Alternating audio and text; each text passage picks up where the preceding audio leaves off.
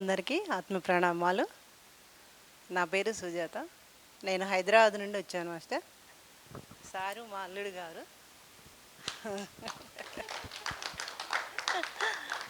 నేను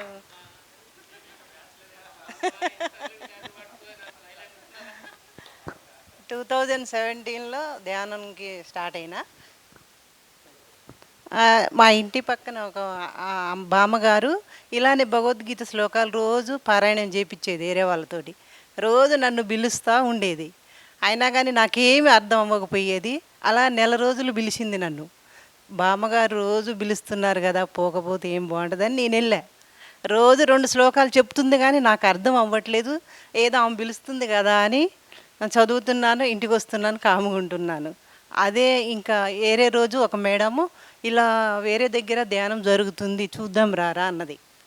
అవునా ఆంటీ అనేసి నేను ఏమి మాట్లాడకుండా ఆమెతో వెళ్ళిపోయి ధ్యానంలో కూర్చున్న ఒకరోజు. కానీ నాకు కూర్చోవాలని లేదు, మాట్లాడని లేదు.